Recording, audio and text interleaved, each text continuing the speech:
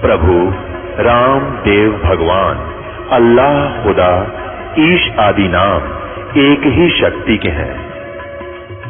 वो कैसा है, कहां है, कैसे मिलता है, किसने देखा है? ये प्रश्नवाचक चिन्ह पूर्ण रूप से हटाने के लिए अवश्य सुनिए जगत गुरु तत्वदर्शी संत रामपाल जी महाराज के अमृत वचन, सर्व पवित्र धर्मों के पवित्र शास्त्रों के आधार पर।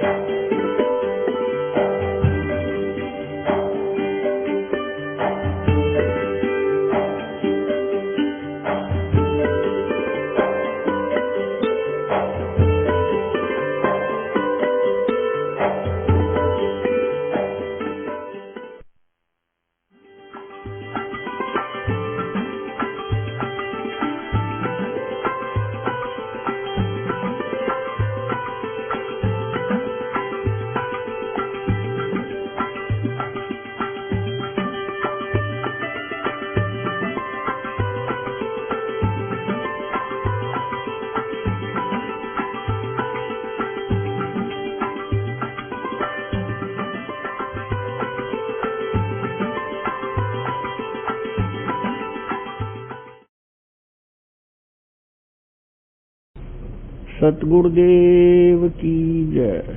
बंदी छोड़ कबीर परमेश्वर जी की जय। बंदी छोड़ गरीबदास जी महाराज जी की जय।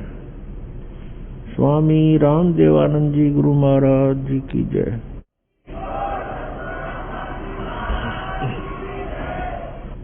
गरीब नमो नमो सतपुरुष को नमस्कार, गुरु की नहीं सुर नर मुनि जन साधुओं संतों सर्वस्ती नहीं। सतगुरु साहेब संत सब डंडो तुम प्रणाम, आगे पीछे मध्य हुए तिनको जा कुर्बान। नराकार निर्विषम काल जाल वैवंदनम निर्लेपम निज निर्गुणम, अकल अनुपवेशुन धुनम सोहम सुरति समापतम सकल समाना नीरतल। उज्ज्वल हीरंबर हरदम अम्बे परवा अथाह वार पार नहीं मध्यतम। ग्रीव दो सुमर सिद्ध होई, गणनायक गलता ना करो अनुग्रह सोई, पारस पद परवाना। आदि गणेश मनाऊं, गणनायक देवन देवा, चरण कमल लो लाऊं, आजंत करूं सेवा। परम शक्ति संगीतम रिद्धि सिद्धि दाता सोई, अवगत गुण अतीतम सतपुरुष निर्मोही। जगदम्बा जगदीशम मंगल रूप मुरारी, तन मन अर्पो शीसम भक्ति मुक्ति भंडारी। सुर नर मुनि जन ध्यावे, ब्रह्मा विष्णु महेशा, शेष शेष मुख गावे, पूजे आज गणेशा। इंद्र कुबेर सरीखा, वरुण धर्मराज धावे, समर्थ जीवन जी का मन इच्छा फल पावे। 33 कोटि आधारा, दावे से 88, उतरे बहुजल पारा, कट है यम की फांसी। 33 कोटि आधारा, जावे से 88, उतरे बहुजल पारा, कट है यम की फांसी।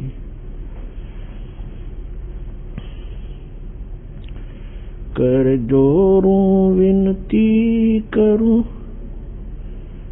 धरूं चरण पर शीश। गुरु जी राम देवानंद जी महाराज ने दियो नाम बख्शीश।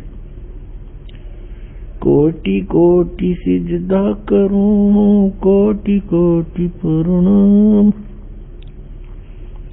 चरण कमल में राखियो मैं बंदी जाम गुलाम। कुत्ता हूँ गुरु देव का, रामपाल दास का नाम। गले प्रेम की जेवड़ी, जाके चोवा जाऊं मैं। तो करो तो बावड़ू, दूर दूर करो तो जाऊं, जो राखो तो ही रहूं, जो देवो सुख। जय इब के सतगुरु मिले, सब दुख आँखों रोए, चरणों ऊपर शीस धरूं, कहूँ जो कहनी हो। कबीर गुरु जी मिलेंगे, पूछेंगे कुशलात, आदि अंत की सब कहूँ, अपने दिल की बात। गुरु जी तुम ना भूलियो,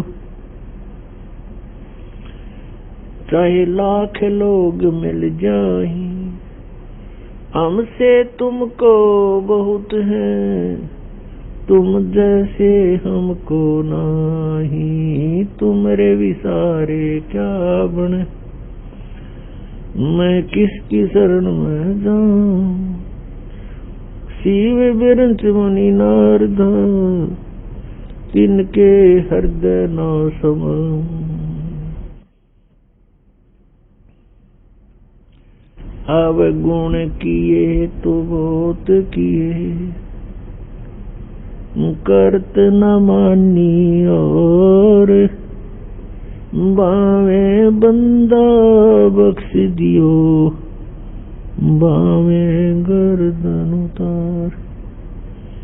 अवगुण मेरे बाप जी, बख्शो गरीब नवाज, जो मैं पूत कुपूत हूँ, बहुर पिता को लाज। मैं अपराधी जन्म का, नकसिक भरे विकार, तुम दाता दुख भंजना, मेरी करो संवार। सूरत करो मम साईया, हम हैं भव जल माई, आप ही बह जावांगे, जो तुम न पकड़ोगे बाण। बंदी छोड़ दयाल जी, तुम तक हमारी दौड़े, जैसे काग जहाज को, सुहजत और न ठोरी। परम पिता परमात्मा पूर्ण ब्रह्म, सर्व सृष्टि रचनहार, कुल मालिक कबीर परमेश्वर जी हम सभी आत्माओं के पिता हैं।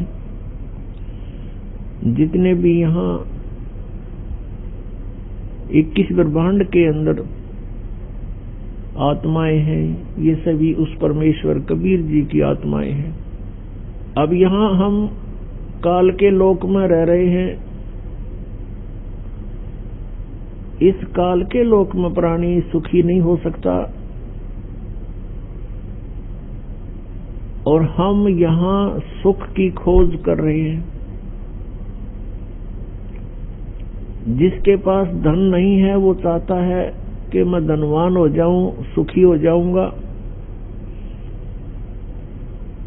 जिसके पास संतान नहीं है वो सोचता है मुझे संतान प्राप्ति हो जावे, मैं सुखी हो जाऊंगा। कोई रोगी है वो ये सोचता है मैं स्वस्थ हो जाऊं फिर मैं सुखी हो जाऊंगा। कोई धनवान है वो ये सोचता है कि सुख तो इन राजा लोगों को होगा, और राजा लोग सोचते हैं कि सुख तो स्वर्ग में होगा। स्वर्ग के देवता इंद्र राजा जो हैं वो सोचते हैं कि सुख तो ब्रह्मा विष्णु महेश को होगा, हमें सुख नहीं। और ब्रह्मा विष्णु महेश को सुख बिल्कुल नहीं। उदाहरणार्थ जैसे भगवान श्री विष्णु जी के अवतार श्री रामचंद्र जी राजा दशरथ के घर जन्म लेकर के अयोध्या में प्रकट हुए। उनका फिर विवाह हुआ। विवाह होते ही वनवास हुआ। वनवास से उनकी धर्मपत्नी का अपहरण हुआ। फिर युद्ध हुआ। 12 वर्ष तक युद्ध हुआ। युद्ध तो 2-4 मिनट घंटे का बहुत हो जाता है। उसके पश्चात रावण का वध करके सीता जी को घर ले आए। कुछ ही दिनों के बाद, कुछ वर्षों के उपरांत किसी के व्यंग से सीता जी का परित्याग कर दिया, अपनी धर्मपत्नी का, जो गर्भवती थी। स्वयं कहीं रहे, संतान कहीं रही। तो इससे सिद्ध है कि उस विष्णु जी को भी यहां सुख नाम की चीज नहीं। फिर वही विष्णु जी के अवतार श्री कृष्ण रूप में जेल में जन्म हुआ। मामा शत्रु हो गया। कभी जरासिंह, कभी शिशुपाल, कभी पूतना, कभी केसी आदि से उनको मरवाने का प्रयत्न जारी रहा। अंत में भगवान ने मथुरा को त्याग दिया। समुद्र में जाके एक टापू पर शरण ली। वहां एक द्वार की नगरी बना करके सारी सेना को वहां रख करके शेष जीवन वहां व्यतीत किया। उसके उपरांत अंत समय क्या हुआ भगवान श्री कृष्ण जी का, 56 करोड़ उनके वंशज हो गए थे। 56 करोड़ पोते पर पोते, पुत्र, रिश्तेदार, नाती, और वो भी श्री कृष्ण जी के सामने सब मृत्यु को प्राप्त हुए। आपसी युद्ध हो गया दुर्वासा जी के श्राप से, और श्री कृष्ण जी के सामने पूरा कुल नाश हो गया। क्या वो प्राणी सुखी हो सकता जिसके आगे सारे मर जा? तो यहां परमात्मा कबीर परमेश्वर जी हमें याद दिलाते हैं, भजन करो उस रब का जो दाता है कुल सब का। भजन करो उस रब का जो दाता है कुल सब का। उस परमेश्वर की भक्ति करो जो सबका मालिक है, सबका दाता है। श्रीमद् भगवत गीता अध्याय नंबर 15 के श्लोक 1 से 4 में यह बताया गया है कि ऊपर को जड़ वाला, नीचे को तीनों गुण रूपी शाखा वाला, ये उल्टा लटका हुआ संसार रूपी वृक्ष है। ऊपर को मूल जो जड़े हैं वो तो समझो परम अक्षर ब्रह्म है, पूर्ण परमात्मा, वो सबका मालिक। और नीचे को तीनों गुण रूपी शाखा, रजगुण ब्रह्मा, सतगुण विष्णु, तमगुण शिव जी रूपी शाखाएं हैं। और जो संत इन उल्टे लटके हुए संसार रूपी वृक्ष के सभी विभागों को भिन्न भिन्न बताता है, स वेदवित, वो वेद के तात्पर्य को जानने वाला है, अर्थात वो तत्वदर्शी संत है। परमेश्वर स्वयं भूमिका करते हैं, सतलोक से चलकर यहाँ आते हैं। यहाँ के भगवान काल द्वारा फैलाया गया अज्ञान, उसका नाश करते हैं, अपने तत्व ज्ञान रूपी टॉर्च से उस अंधेरे को हटाते हैं। तत्व ज्ञान रूपी सूर्य का उदय करके अज्ञान रूप अंधकार को समाप्त करते हैं। वो उसमें यहाँ कुछ समय के लिए रहते हैं और अपनी अमृत वाणी को उच्चारण कर करके सुनाते हैं, जो बाद में लिपिबद्ध कर ली जाती है। परमेश्वर ने कहा था, अक्षर पुरुष एक पेड़ है, निरंजन वा की डार, और तीनों देवा शाखा हैं ये पात रूप संसार। जो हिस्सा जमीन से बाहर दिखाई देता है पेड़ का, वो तुरंत जमीन से बाहर जो मोटे वाला होता है उसको तना बोलते हैं। और जड़े प्रोक्ष है, गुप्त है। तो मूल मालिक तो गुप्त है, प्रोक्ष है, उसका तो यहाँ के सदग्रंथों में जिक्र नहीं। वो तो स्वयं परमेश्वर ने आके बताई अपनी महिमा। उस तने को समझो ये अक्षर पुरुष है, उसके तने के फिर मोटी डार होती है, उसको समझो सरपुरुष, सरपुरुष। और उस डार के फिर 3 शाखाएं हों, वो रजगुण ब्रह्मा, सतगुण विष्णु, तमगुण शिव जी जानो। श्रीमद् भगवत गीता अध्याय नंबर 4 के श्लोक नंबर 32 में कहा है कि जो श्लोक नंबर 25 से लेकर 31 तक जो भी साधनाओं का वर्णन किया गया है वो पर्याप्त नहीं है, लेकिन साधक अपनी अपनी साधनाओं को पाप नाशक ही मानते हैं। इस प्रकार की यज्ञों का विस्तार के साथ वर्णन है सच्चिदानंद घन ब्रह्म की वाणी में। ब्रह्म ने मुखे यानी सच्चिदानंद घन ब्रह्म ने स्वयं आकर के अपने मुख कमल से वो तत्व ज्ञान बोला होता है, उसको परम अक्षर ब्रह्म की वाणी कहते हैं। उस वाणी में वो विस्तार के साथ कहे गए हैं, उनको जानने के बाद फिर पूर्ण रूप से कर्म बंधन से मुक्त प्राणी हो जाता है। गीता जी अध्याय नंबर 4 के श्लोक नंबर 34 में तुरंत कहा है कि उस तत्व ज्ञान को जो परमेश्वर ने स्वयं आकर बोला होता है, किसी तत्वदर्शी संतों के पास जाकर समझ उनको दंडवत प्रणाम करने से, कपट छोड़कर प्रसन्न करने से वो तत्वदर्शी संत तुझे उस परमात्म तत्व का ज्ञान कराएंगे। इससे एक बात तो ये सिद्ध होगी कि गीता ज्ञान दाता भी उस तत्व ज्ञान से अपरिचित है, इसलिए संतों के पास जाने को कह रहा है। अब यहाँ गीता जी अध्याय नंबर 15 के श्लोक नंबर 1 से 4 में परमेश्वर ने स्वयं अपनी महिमा का गुणगान किया है। अक्षर पुरुष एक पेड़ है, निरंजन वा की डार, सरपुरुष जिसको कहते हैं सरपुरुष वा की डार, और तीनों देवा शाखा हैं ये पात रूप संसार। अब गीता जी अध्याय नंबर 15 के श्लोक 4 में कहा कि उस तत्व ज्ञान की प्राप्ति के उपरांत तत्व ज्ञान रूपी शस्त्र के द्वारा इस अज्ञान रूपी उलझी हुई गुत्थी को काटकर अर्थात समझकर उसके पश्चात परमेश्वर के उस परम पद की खोज करनी चाहिए, जहां जाने के बाद साधक फिर लौटकर कभी संसार में नहीं आते, अर्थात उनका जन्म मृत्यु सदा के लिए समाप्त हो जाता है। और जिस परमेश्वर ने सर्व ब्रह्मांडों की रचना की है उसी की भक्ति करनी चाहिए, अन्य की नहीं। गीता ज्ञानदाता यहाँ अपनी भक्ति को भी न करने की सलाह दे रहा है। क्यों दे रहा है? क्योंकि गीता जी अध्याय नंबर 4 के श्लोक नंबर 5 तथा 9 में, गीता अध्याय नंबर 2 श्लोक 12 में, गीता अध्याय नंबर 10 श्लोक 2 में ये स्वयं कहता, अर्जुन तेरे और मेरे बहुत जन्म हो चुके हैं, तू नहीं जानता मैं जानता हूं। इससे सिद्ध है कि गीता ज्ञानदाता की भी जन्म मृत्यु होती है। ये पूर्ण मोक्ष नहीं होता, न इसकी साधना से पूर्ण मोक्ष हो सकता, और ये भी नाशवान है। इसलिए गीता ज्ञानदाता गीता अध्याय नंबर 18 के श्लोक नंबर 62 में कहता है कि अर्जुन तू सर्वभाव से उस परमेश्वर की शरण में जा जिसकी कृपा से तू परम शांति को और सनातन परम धाम को प्राप्त होगा।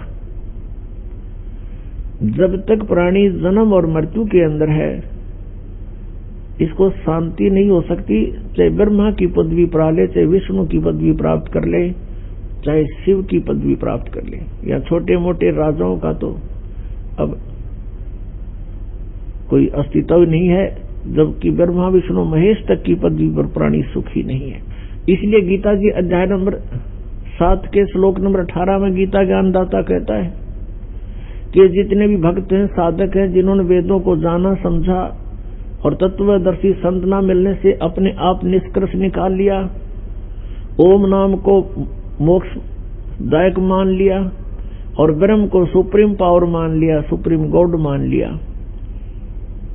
इस भूल के कारण ये उद्धार आत्मा, नेक आत्माएं, ये ज्ञानी आत्मा है तो अच्छी नेक है, लेकिन मेरे वाली अनुत्तम गति में ही सचित है।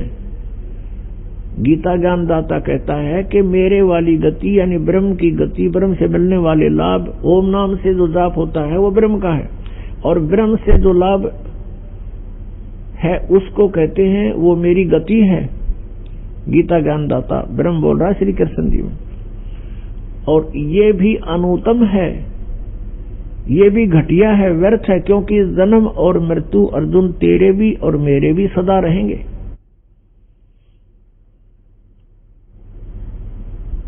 पुण्यात्मा, श्रीमद् भगवत गीता अध्याय नंबर 15 के श्लोक नंबर 16 और 17 में ये 3 पुरुष बताए, 3 प्रभु। एक सरपुरुष, ये 21 ब्रह्मांड का पुरुष प्रभु है, स्वामी है, मालिक है, ये कुल का मालिक नहीं है। अक्षर पुरुष जो पेड़ का तना कहलाता है, ये 7 संघ ब्रह्मांड का स्वामी है, ये कुल का मालिक नहीं है। गीता जी अध्याय नंबर 15 के श्लोक 16 में कहा कि सरपुरुष और अक्षर पुरुष ये 2 प्रभु प्रसिद्ध हैं, और इनके लोकों में तथा ये स्वयं जितने भी प्राणी हैं ये सभी नाशवान हैं, और जीवात्मा सभी की अमर है। इसलिए गीता जी अध्याय नंबर 15 के श्लोक 17 में तुरंत कहा है कि उत्तम पुरुष है तो अन्य परमात्मा इति उदाहरते, कि पुरुषोत्तम श्रेष्ठ प्रभु, श्रेष्ठ परमात्मा, कुल का मालिक तो कोई और है जिसे परमात्मा कहते हैं। परमात्मा का अर्थ होता है श्रेष्ठ आत्मा, और श्रेष्ठ आत्मा वो होती है जिसकी शरण में कोई प्राणी दुखी नहीं हो सकता, केवल सुख सुख प्राप्त होता है।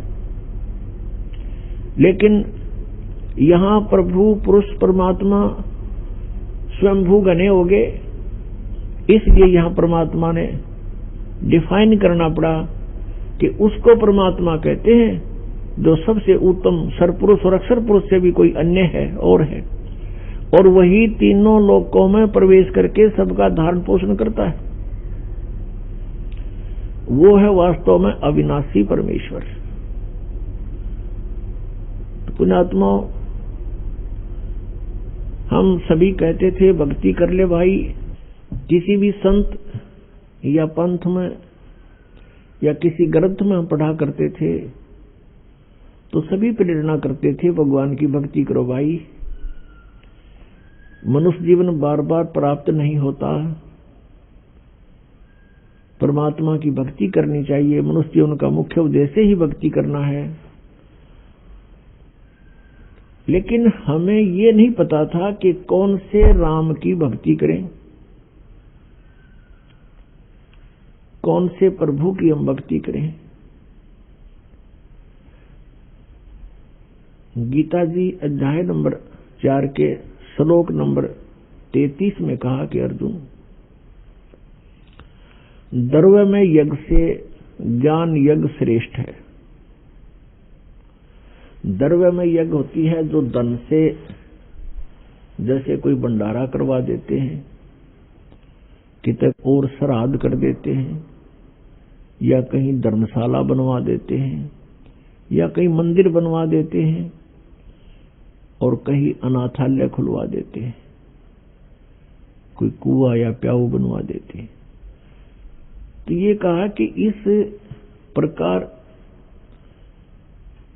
जो आंख मीच के अंधाधुंध कोई तुम बगैर ज्ञान के पूर्ण करते हो, उसको करने से पहले उसके बारे में जानकारी होनी चाहिए। यानी ज्ञान यज्ञ श्रेष्ठ है। संतों का सत्संग सुनो और ज्ञान समझ कर फिर जैसे संत बतावें और जैसे ग्रंथ अलाउड करें, जो हमारे सदग्रंथों में प्रमाणित है, उसी तरह ही तुम दान पुण्य करो तो लाभदायक है, अन्यथा नहीं। तो पुण्यात्माओं, हमने अपने सदग्रंथों को आधार मानकर अपनी साधना करनी पड़ेगी और तभी हम सफल होंगे, अन्यथा परमात्मा के मंत्रों की, किसी भी परमात्मा के सदग्रंथ की कोई वाणी को आप याद करते रहोगे, आवर्ती करते रहोगे, बार बार उसका अध्ययन करोगे, उससे मोक्ष नहीं होगा, अन्य फल मिल जाते हैं। लेकिन वो फल अस्थायी होते हैं, और मोक्षदायक नहीं होते, उससे मनुष्य जन्म का उद्देश्य पूर्ण नहीं होता। तो सबसे पहले हमने ज्ञान सुनना चाहिए कि कौन से परमात्मा की भक्ति करें। जैसे गीता ज्ञानदाता कहता है कि तू सर्वभाव से उस तत्ब्रह्म की शरण में जा। तत्ब्रह्म यानी उस परमात्मा की शरण में जा, उस परमेश्वर की शरण में जा। गीता ज्ञानदाता अध्याय नंबर 7 के श्लोक नंबर 29 में कहता है कि मैं जो ज्ञान दे रहा हूं कि तत्वदर्शी संत की खोज करो और तत्वदर्शी संत के बताए मार्ग अनुसार तुम साधना करो। उसके पश्चात मेरे इस ज्ञान का जो आश्रय कर लेता है, इसको शिरोधार्य करके तत्वदर्शी संत की खोज कर लेता है, और फिर वो व्यक्ति जो तत्ब्रह्म को जान लेते हैं और जो पूरे अध्यात्म ज्ञान से परिचित हो जाते हैं और जो सब कर्मों से परिचित हो जाते हैं, वे केवल जरा और मरण से छूटने का ही प्रयत्न करते हैं। जरा मीन वृद्धावस्था का कष्ट और मरण मीन मृत्यु। वो केवल इस बुढ़ापे के दुख से और मृत्यु के दुख से छूटने का ही प्रयत्न करते हैं। वो तत्ब्रह्म को जानते हैं, पूरे आध्यात्मिक ज्ञान से परिचित है और वो सभी कर्मों से भी परिचित है। तो गीता ज्ञान दाता से अर्जुन ने प्रश्न किया, गीता अध्याय नंबर 8 के श्लोक नंबर 1 में, कि किम तत्ब्रह्म किम अध्यात्म किम कर्म च पुरुषोत्तम। वो तत्ब्रह्म कौन है, वो क्या है वो तत्ब्रह्म, और क्या ये अध्यात्म है, और ये सभी कर्मों की जानकारी मुझे दीजिए।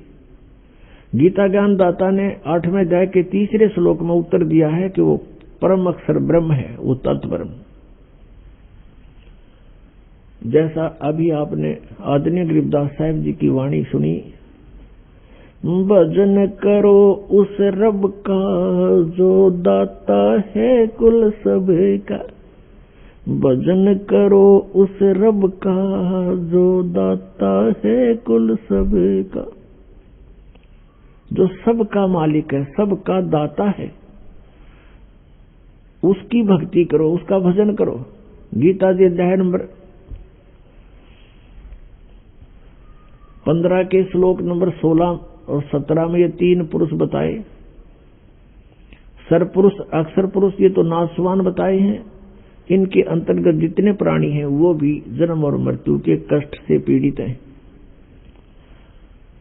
फिर 17वें में कहा कि ये लोग त्रिमाविष्य विवृत्ति अवैश्वर है, जो तीनों लोकों में प्रवेश करके सबका धारण पोषण करता है। वो है वो अविनाशी परमात्मा, वो है सबका दाता। भजन करो उस रब दा जो दाता है कुल सबका। वो परम अक्षर ब्रह्म संसार रूपी वृक्ष की जो मूल है, जड़ है, जड़ों से पूरे पेड़ को आहार प्राप्त होता है। तो जितना भी आपका संस्कार शास्त्र विधि अनुसार बनता है, उन सभी कर्मों का फल भी उस परमेश्वर से ही प्राप्त होता है। उस परमेश्वर ने विधान बनाकर इस काल को दिया है, ये केवल इस विधान का पालन करता है, साथ में ये मिसगाइड भी करता रहता है कि ये प्राणी मेरे जाल में फंसे रहें। तो अब हमने ये चुनना है, ये सिलेक्ट करना है कि कौन से परमात्मा की हम भक्ति करें। जैसे कोई ब्रह्मा जी का उपासक है या श्री विष्णु जी की भक्ति करता है या श्री शंकर जी की साधना में रत है।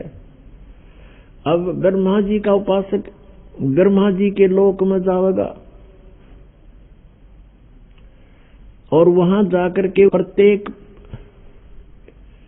लोक में एक रेस्टोरेंट होता है, और उस रेस्टोरेंट के अंदर, जिसको स्वर्ग कहते हैं, उस स्वर्ग के अंदर ये प्राणी चला जाता है और इसके जितने भी पुण्य होते हैं वहां डिपॉजिट हो जाते हैं, और जब इसके पुण्य समाप्त हो जाते हैं उसी समय उस प्राणी को वहां से धकेल दिया जाता है। जैसे जबरदस्ती यहां मृत्यु कर दी जाती है, ऐसे जबरदस्ती उसको वहां से वापस भेज दिया जाता है। और विष्णु जी का जो पुजारी है वो विष्णु के लोक में जाता है। विष्णु जी के लोक में भी ऐसे एक कॉमन रेस्टोरेंट है, वहां जो प्राणी जाता है उसके पुण्यों को वहां डिपॉजिट कर लिया जाता है, जमा कर लिया जाता है, और जब वो समाप्त हो जाते हैं अपने पुण्यों से ही वो वहां सब कुछ सुविधाएं प्राप्त करता है, तो वो समाप्त होते ही उसकी वहां से मृत्यु हो जाती है, जबरदस्ती वहां से भेज देते हैं। और जो शंकर जी का पुजारी है शिव जी के लोक में चला जाता है, वहां भी एक ऐसा ही कॉमन रेस्टोरेंट है, होटल है, स्वर्ग है, और वहां भी प्राणी अपने पुण्यों को क्षीण करके तुरंत ही फिर पृथ्वी लोक पर आ जाता है। ये बहुत कम समय होता स्वर्ग का इन भगवानों के लोकों में। एक कॉमन स्वर्ग है, कॉमन स्वर्ग, जो आम आदमी साधारण पुण्य करते रहते हैं उनके भी कुछ स्वर्ग समय बन जाता है। उस कॉमन स्वर्ग का राजा जो है वो इंद्र होता है, और वहां भी प्राणी को अपने ही पुण्यों का भोग प्राप्त होता है। जैसे कोई होटल में रहता है तो अपनी जेब से ही सब खर्च खाता है, और जब वो पूंजी समाप्त हो जाती है अपने आप मुंह लटका के वहां से चल पड़ता है। इस प्रकार अपने पुण्यों का नाश करने का स्थान है ये स्वर्ग। और फिर उसके बाद एक महास्वर्ग है, महास्वर्ग जिसको ब्रह्मलोक बोलते हैं। उस महास्वर्ग अर्थात ब्रह्मलोक के अंदर ब्रह्म के पुजारी जाते हैं, ब्रह्म सरपुरुष के। जो भक्तात्माएं ये कहा करते थे कि हम अन्य देवताओं की पूजा नहीं करते, हम केवल ब्रह्म की पूजा करते, साधना करते, ओम नाम का जाप जपते, और वो अपने को सबसे उत्तम मानते थे कि हम सही साधना कर रहे हैं और ब्रह्म से ऊपर कोई प्रभु नहीं है। पुण्यात्माओं, वो भी इनकम्प्लीट नॉलेज रखते थे, वो भी अधूरे ज्ञान पर आधारित थे। श्रीमद् भगवत गीता अध्याय नंबर 8 के श्लोक नंबर 13 में गीता ज्ञानदाता ये ब्रह्म बोल रहा है, श्री कृष्ण जी में प्रवेश करके ये कह रहा है कि ओम इति एकाक्षरम ब्रह्म व्यवहारन माम अनुसमरण ये परियाति तदन देहम स याति परमाम गतिम। मुझ ब्रह्म का केवल एक ओम मंत्र है, माम ब्रह्म, मुझ ब्रह्म का ओम यह एक अक्षर है, इति बस यही, नथिंग एल्स। और जो साधक उच्चारण करके श्रवण करता हुआ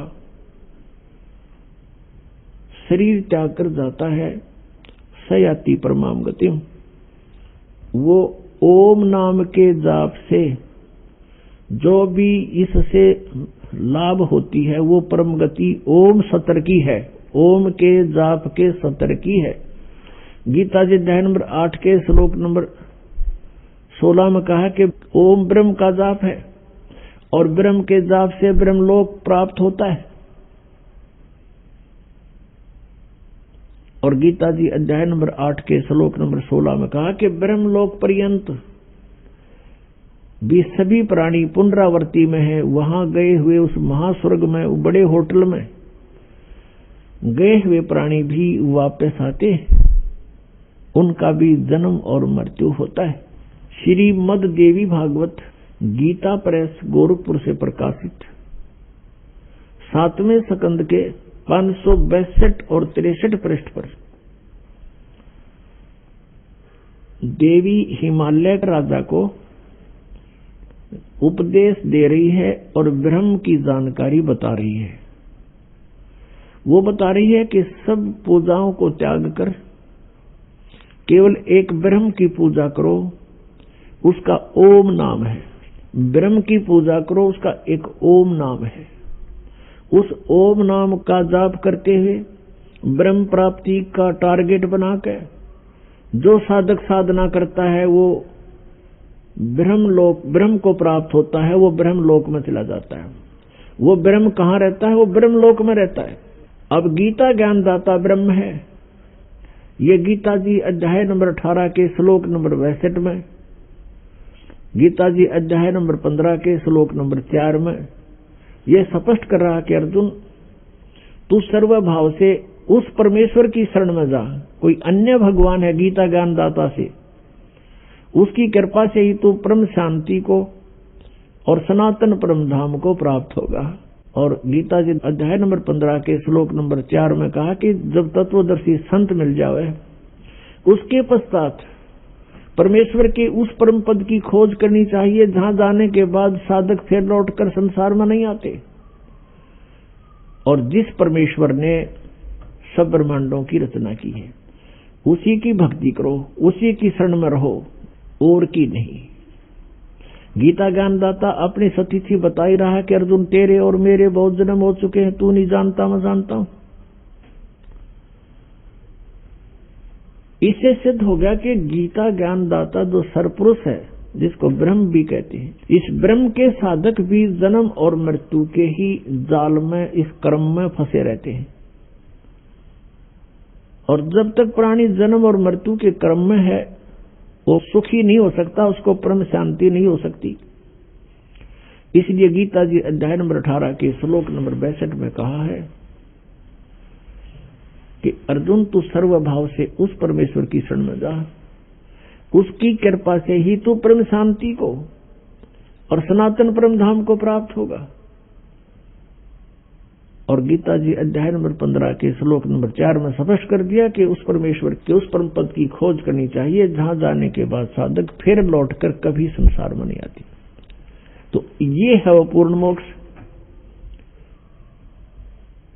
तो ये जो ब्रह्म तक की साधना करके अपने आप को ये समझते थे कि हम बहुत अच्छी उपलब्धि कर रहे हैं, ये भी जन्म और मृत्यु के इस चक्कर में पूर्ण रूप से फंसे हुए। और ये ब्रह्म काल है, ये काल के पुजारी थे। जितने भी ऋषि महर्षि हुए हैं ये सब ब्रह्म साधना करते थे। श्रीमद् भगवत गीता अध्याय नंबर 7 के श्लोक नंबर 1 से 5 में कहा कि अर्जुन अब मैं तुझे ऐसा ज्ञान सुनाऊंगा जिस ज्ञान को जानने के बाद कुछ भी जानना शेष नहीं रहेगा। गीता जी अध्याय नंबर 6, 7, 8, 9 तक 10 तक ही स्पष्ट किया है कि 2 प्रकृति है। एक तो ये दुर्गा है, यह तो चेतन प्रकृति है, और बाकी ये 5 तत्व और ये सब अंतःकरण अहंकार मिलाकर ये 8 विभागों में जो बटी हुई ये मेरी जड़ प्रकृति है। और फिर ये कहा कि बलवानों का बल, बुद्धिमानों की बुद्धि मैं ही हूं। अर्थात जब चाहे मैं जिसको ताकत दे दूं, जब चाहे किसी को बुद्धि दे दूं, जब चाहूं उसकी ताकत को वापस अक्षीण कर दूं, और जब चाहे उस बुद्धिमान की बुद्धि पर पर्दा डाल दूं। पुण्यात्माओं, जैसे अर्जुन को काल ने शक्ति दे दी जब उसने महाभारत का युद्ध करवाना था, क्योंकि श्री कृष्ण मना कर रहे थे, युद्ध से पहले भी मना करते थे कि युद्ध ना करो भाई, नाश हो जाएगा, तुम भी मारे जा सकते हो और कौरव भी मारे जा सकते हैं। और कौरवों को भी समझाया करते थे कि युद्ध अच्छा नहीं होता, कुल नाश हो जाएगा तुम्हारा, अपना भाई बंटवारा कर लो मिलजुल कर। नहीं हुआ तो अंत में प्रभु ने यहां तक कह दिया था, भगवान श्री कृष्ण जी ने, एक तरफ मेरी सेना होगी, एक तरफ मैं होऊंगा, और मैं हथियार भी नहीं उठाऊंगा। इससे सिद्ध है कि श्री कृष्ण जी युद्ध नहीं चाहते थे, कतई नहीं चाहते थे। जब बात बनी नहीं, युद्ध की तैयारी होगी, अर्जुन के सारथी बनकर श्री कृष्ण जी ने रथ ले जा करके अर्जुन के कहने से दोनों सेनाओं के मध्य में खड़ा कर दिया। अब अर्जुन ने देखा सामने भाई खड़े हैं, भतीजे खड़े हैं, भाइयों की बेटियों के पति खड़े हैं, तो उसके दिल के अंदर एक साधु भाव उत्पन्न हो गया कि इनको मारकर हम राज करेंगे, इससे अच्छा तो भीख मांग कर खा लेंगे, वो भी अच्छा होगा। ऐसे कहर को, ऐसे जुल्म को, ऐसे अनर्थ को मैं नहीं करूंगा।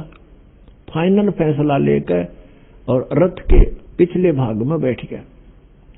अब काल ने देखा, जिसने यो नाश करवाना था इस ब्रह्म ने, कि बात बिगड़ेगी, उसी समय स्वयं आकर के श्री कृष्ण जी में प्रवेश कर गया और फिर युद्ध के लिए उसने वो हथकंडे अपनाए जो अर्जुन को तैयार करके छोड़ा।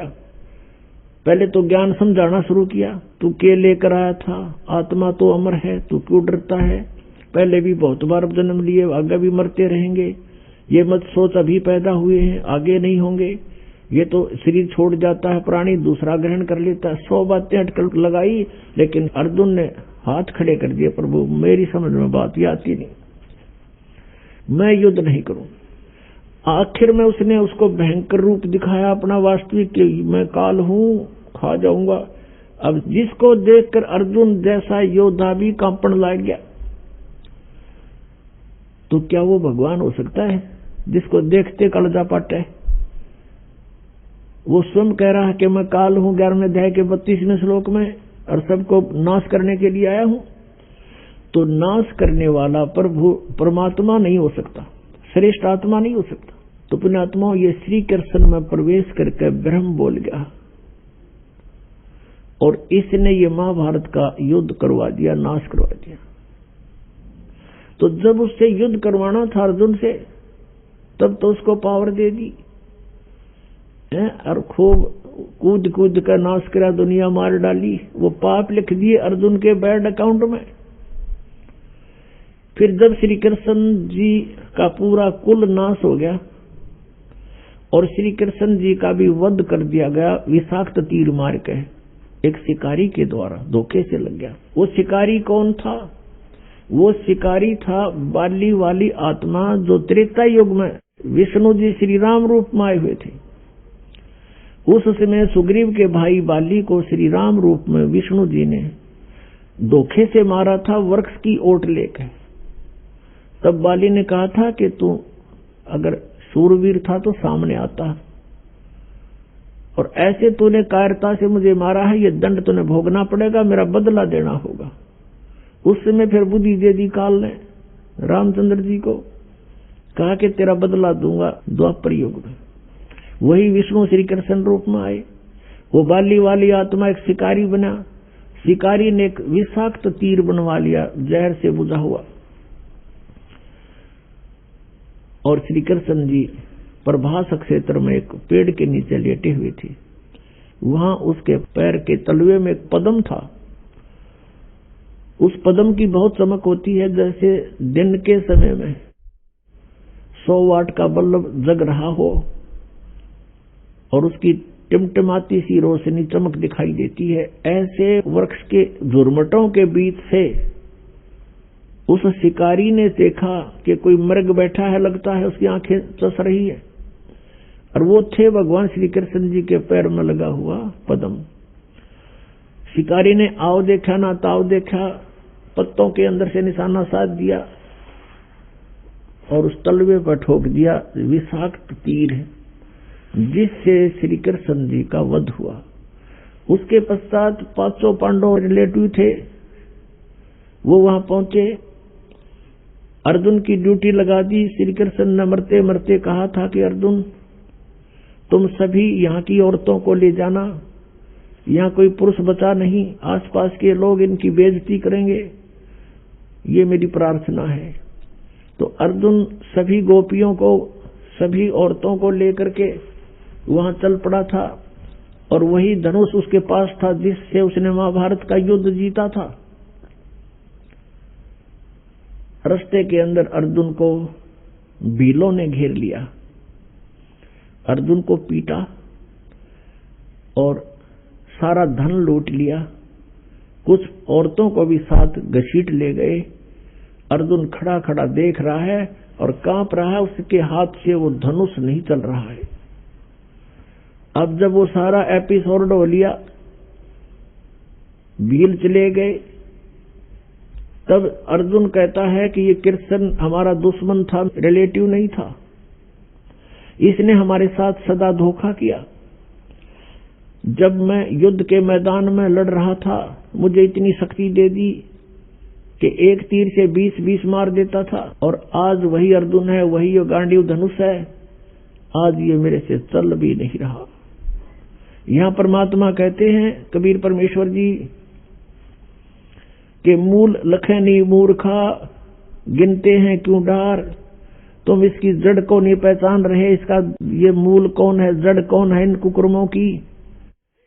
तो भगवान श्री कृष्ण छलिया नहीं थे, ये तो ये काल सब खेल करवा रहा है। ये कहता है बलवानों का बल, बुद्धिमानों की बुद्धि मेरे हाथ में है, जब चाहे बल प्रदान कर दूं, जब चाहे मैं छीन लूं। जिसमें श्री रामचंद्र जी वनवास में थे, सीता जी का अपहरण हो गया था, उनकी धर्मपत्नी का, वो लिपट लिपट कर पेड़ों से और वन के वन्य जानवरों से रो रहे थे, पूछ रहे थे मेरी सीता को देखा। ऊपर से भगवान शिव और पार्वती भी झांक रहे थे। भगवान शिव ने प्रणाम किया क्योंकि ये उनके बड़े भाई हैं। पार्वती ने देखा कि आप किसको प्रणाम कर रहे हो। भगवान शिव ने कहा कि नीचे भगवान विष्णु है राम रूप में, मैं उनको प्रणाम कर रहा हूं।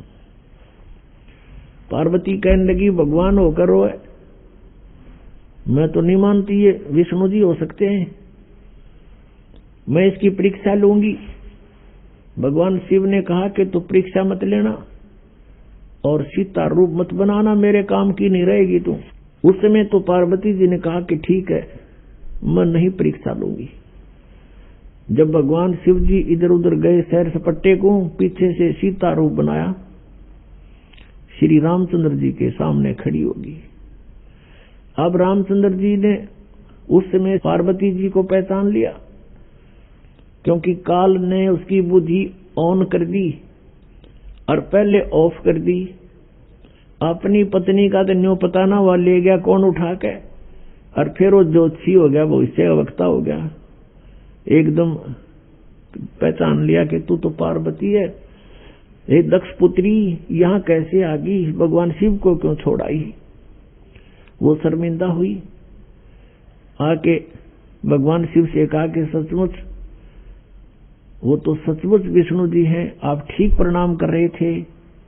तो शिव जी बोला कर दिया काम, ले ली परीक्षा। हंसने लगी, नीचा मुंह कर लिया। तो उस दिन से उसने भगवान शिव ने कहा कि तू आज मेरे काम की नहीं रही, क्योंकि तूने मेरी मां का रूप बना लिया।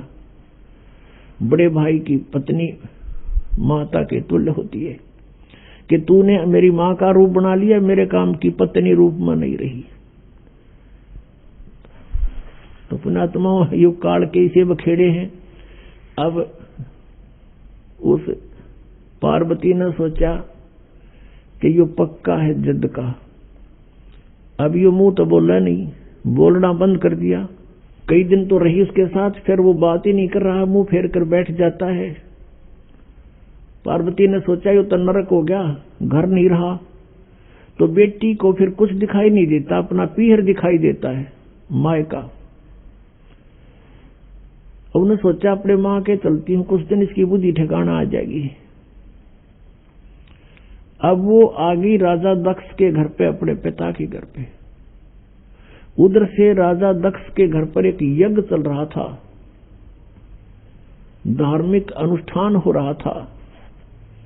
और धार्मिक अनुष्ठान में ये नियम था उनका, ब्राह्मणों का बनाया हुआ, ऋषियों का, जब कोई राजा या कोई अनुष्ठान करवाता है तो सभी बेटियों को, रिश्तेदारों को अवश्य आमंत्रित किया जाता है। तो राजा दक्ष ने अपने सभी दामादों को आमंत्रित किया हुआ था, लेकिन शिव को और पार्वती यानी उस शक्ति को नहीं आमंत्रित किया था, अपनी पुत्री को। कारण क्या था कि भगवान शिव के साथ उसने गिरजा ने अपनी मर्जी से विवाह किया था। राजा दक्ष इस विवाह के पक्ष में नहीं था। बहुत विरोध भी करने के बाद इस गिरजा ने भगवान शिव से विवाह करके चली गई थी। इससे अक्षुब्ध होने के कारण पार्वती को और शिव को नहीं बुलाया था। तो पार्वती ने घर पे देखा कि सभी बहन आई हुई हैं और उनके पति भी आए हुए हैं, उनका उचित आसन दे रखा है, सबका प्रतिदिन का भाग भी उनको समर्पित कर रखा है। जैसे पंडित आपने देखा होगा ना, पंडितों का सांग न्यारा होता है। जैसे विवाह कराते हैं, फेरे कराते हैं, कहेंगे करके दो सुबह सुबह दर दे 11 रुपये, फिर सुबह सुबह 21 वहां रख दे, 22 उसको दे दे, 5 उसके हाथ में दे दे, फलाने का तिलक कर दे, ये न्यू रखा करें। तो ऐसे ही वहां कर रखा था कि प्रतिदिन जितने भी वो दामाद आए हुए थे सबको जो हिस्सा होता था 500 रुपये इनको दे दो, वहां रखे जाते थे उनके सामने। तो ऐसा किया जा रहा था।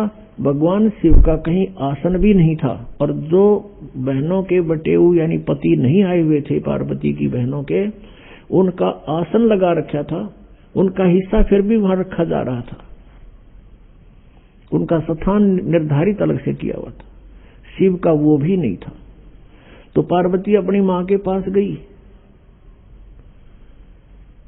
अब बेटी का मां के ऊपर जोर चला कर अपनी मां से जाकर कहा कि मां, तुमने सभी मेरी बहनों को बुला लिया और उनके पति भी आए हुए हैं, लेकिन आपने अपने दामाद को नहीं बुलाया, ना हमें आमंत्रित किया। तो मां ने कहा, बेटी मैंने तो तेरे पिताजी से बहुत कहा, लेकिन ये अपनी जिद पे अड़ा हुआ है और गलती बेटी तेरी भी है। तूने अपने पिता की आज्ञा का उल्लंघन करके विवाह किया है जिससे वो अक्षुब्ध है। ना तो मेरी वो मानता और ना मेरी तू मानती, मेरे आगे जिक्र मत। अब पार्वती को बड़ा दुख हुआ। फिर वो अपने पिता के पास गई और पिता से प्रणाम करके कहा कि पिताजी, आपने अपने दामाद को आमंत्रित क्यों नहीं किया और सभी को कर रखा है। राजा दक्ष ने कहा कि तेरे को किसने बुलाया है, तू आई क्यों यहां पर, बिना बुलाए नहीं आना चाहिए था तुझे, तूने अपनी मर्जी से ये सारा काम किया है, मैं उसके दर्शन भी नहीं करना चाहता। ऐसे पागल के जिसके गले में सांप पड़े हो, मैंने अपनी बेइज्जती करवानी है यहाँ अपने समाज में, और तो भी मत आना, यहां से निकल जा वापस।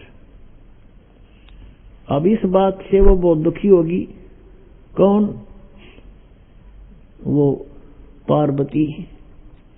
उसने देख लिया कि ना शिव जी वहां मेरा ठिकाना रहा, यहां पिताजी ने धिक्कार दिया मुझे, तो अब और कोई विकल्प नहीं रहा।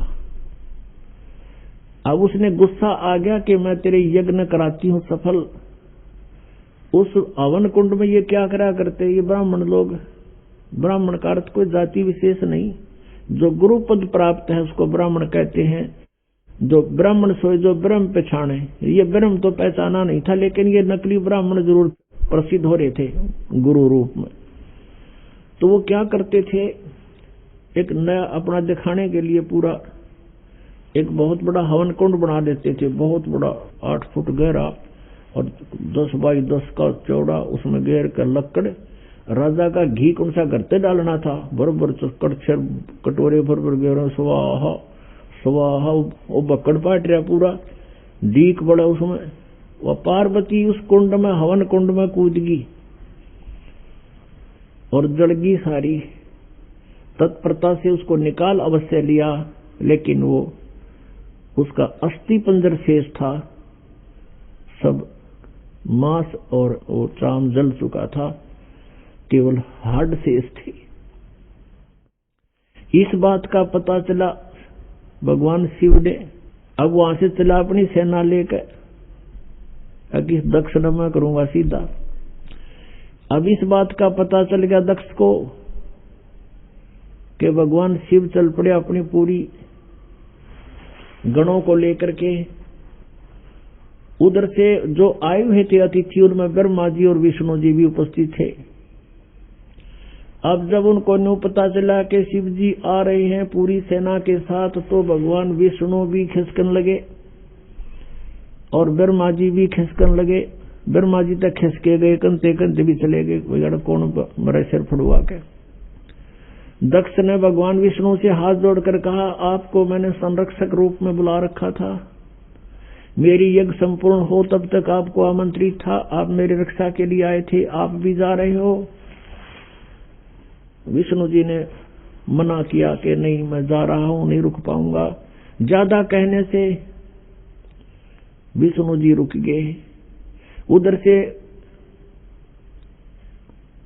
शिव जी ने अपना एक गन तैयार किया अपनी जटा से, अपने मंत्र सिद्धि से, और उसको भेज दिया भैरव को कि जा तू उनके साथ युद्ध कर, मैं आ रहा हूं पीछे पीछे, पहले तू संभाल उन्हें। भगवान विष्णु का उसका युद्ध हुआ। विष्णु जी युद्ध में पराजित होकर के भाग गए छोड़कर उन्हें।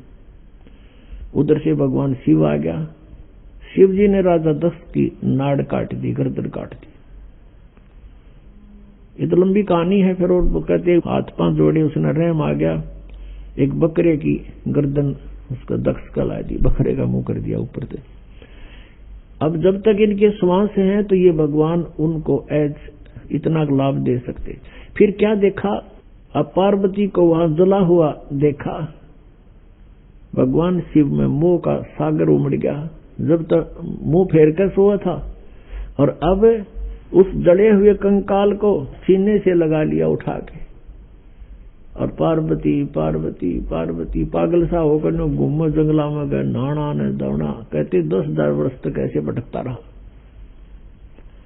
और उस अस्थि पिंजर को साथ सीने से लगा रहा पार्वती जान के। कहते हैं फिर भगवान ने देखा कि ये तो बिल्कुल मोह के अंदर पागल हो चुका है।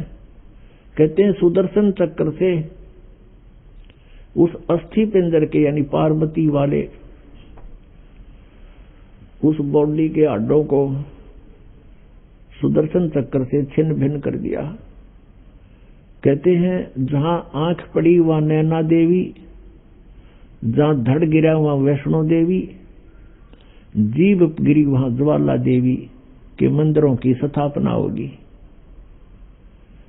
अपुणात्माओं ये जैसे वैष्णो देवी का मंदिर, ज्वाला जी का मंदिर, और जैसे नैना देवी का मंदिर, ये जो मंदिर होते हैं ये यादगार होती हैं। ये यादगार बनाई गई थी कि जो इतिहास है पुराणों में, आने वाले समय में कोई इनको झूठा ना कह दे, इसलिए वो यादगार बनाई गई थी, छोटी छोटी मंडी सी, और वहां पर पुजारी बैठा दिए गए थे। आसपास के लोगों के द्वारा एक पैसा इकट्ठा करके उनको वहां एक नौकरी के तौर पर छोड़ दिया था कि तुम आने वालों को यहाँ कोई दर्शनार्थ आवत इतिहास बताना कि ये मंदिर ऐसे बना है। बस इतना काम था उस पुजारी का। फिर समय बदलता चला गया, उसको किसी ने पैसे देने बंद कर दिए, तो उसने फिर वहां चढ़वाना शुरू कर दिया कि अभी आए हो तो दान भी करो। ऐसे फिर पीढ़ी दर पीढ़ी चल करके तो वहां इस प्रकार दक्षिणा का भी एक रिवाज बन गया। वास्तव में ये सिर्फ इतना ही काम है कि ये यहाँ ऐसी घटनाएं घटी थी। जैसे तो पुण्यात्माओं आगे चलते हैं, इसी कथा को पूरा करते हैं। अब प्रसंग चल रहा है कि भजन करो उस रबदा जो दाता है कुल सबका। जैसे हम श्री ब्रह्मा जी, श्री विष्णु जी, श्री शिव जी की पूजाएं करते हैं, तो इन भगवानों की सतिथि इस ज्ञान से पता चलेगा। अब क्या होता है कि जब भगवान शिव ने देखा कि अस्थि पिंजर भी नहीं रहा तेरे पास, फिर उसका मोह भंग हो गया। मोह भंग हुआ तो उसने सोचा कि ये हालत मेरी किस कारण से हुई। उसने अपनी सूझबूझ से ये ढूंढा, इसका कारण खोजा कि भी मैंने विवाह करवाया और पत्नी पर विश्वास किया, मेरी पत्नी ने मेरे से विश्वासघात किया, मेरे से पीछे से जाकर के एक परपुरुष से इसने बात की और अन्य रूप धारण कर लिया। ये कुछ भी कर सकती थी, जिस कारण से वो अक्षुब्ध हो गया और उससे बात करनी बंद कर दी। कि मैं तेरे ऊपर बहुत विश्वास करता था, तो भी विश्वासघातन निकली, तो मैं किस पे विश्वास करूं। इस निष्कर्ष से भगवान शिव ने सोचा कि मैंने विवाह करवाया तो पत्नी में मोह हुआ और पत्नी बेवफा निकली। अब ऐसा यत्न करूं कि मेरे अंदर ये काम वासना समाप्त हो जाए, जिस कारण से मुझे विवाह की आवश्यकता पड़ी।